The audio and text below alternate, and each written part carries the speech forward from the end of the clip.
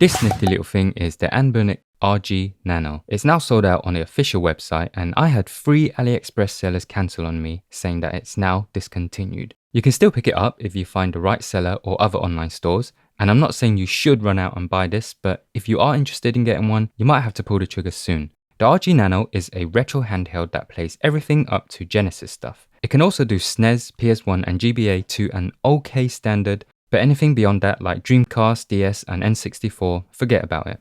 Here's a pack of cards for scale. The thing is, up to Genesis is fine because the 1.5-inch IPS screen is so small, text heavy stuff and detailed graphics are going to be hard to see. So it's quite a contentious thing. Some people think it's too small to be practical and others love it because it's good at what it does. I'm personally in the second camp. I think it's superb for a bit of quick gaming when you have a few minutes to spare.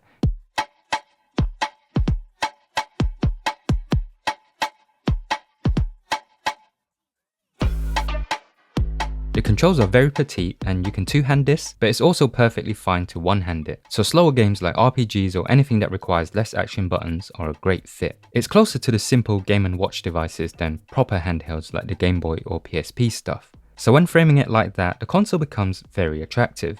Think of it as a Game & Watch with loads of choice. Sounds pretty good so far, right?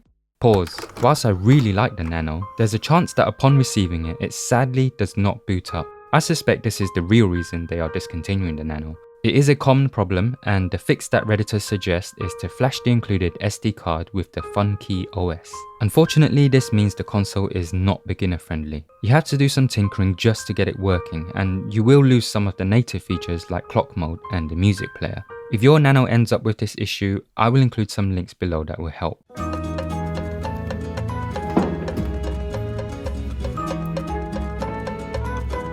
When it's all set up, it's great for a couple of minutes on your lunch break or during the commute. It only has a 1050 mAh battery though, so don't expect it to run all day. The quality of the casing is fantastic, and it has to be because it's the kind of thing you're hanging from a bag or linking to your keys. It's an aluminium build, cold and hard to the touch, just the way I like it. It's clearly very pocketable due to its size and build. You can carry it anywhere, in anything really. You can even smuggle it inside your prison pocket. At the top we have our shoulder buttons and USB-C charging port. This is also where the included USB to audio converter will plug into.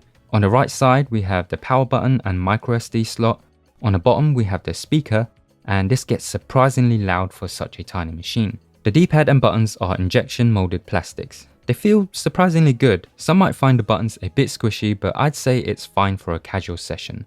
My thumbs aren't too fat, so I can use it without accidental inputs, but I'm not expecting to beat any world records on this one.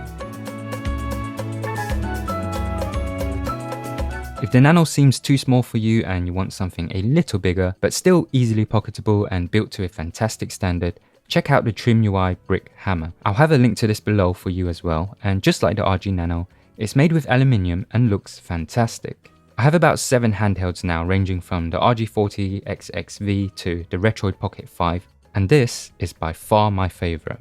The D-pad and controls are perfect, and just like the RG Nano, it's not the most comfortable to use, but the compactness and build quality pulls me towards it, and I can't help but to turn it on for a quick session every so often. And that's what you want really, something that inspires you to boot it up and make your money's worth from the purchase.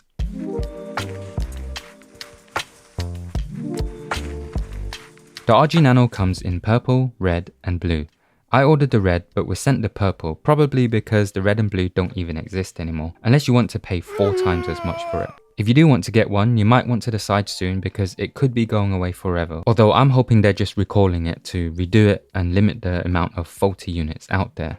So there you have it. If you're willing to put the work in, the RG Nano is a fun, quirky little gadget to have for some bite-sized gaming. It's not for hardcore sessions of course, but if you're looking for something more capable and comfortable, there are plenty of others on the market, like the Anbernic RG 406, and you can watch my review for that by clicking on the screen now. Thanks to AliExpress for sponsoring this one. Please check out the links below if you're interested in the stuff you've seen today. It does help the channel massively. Happy holidays, and I'll see you in the next one.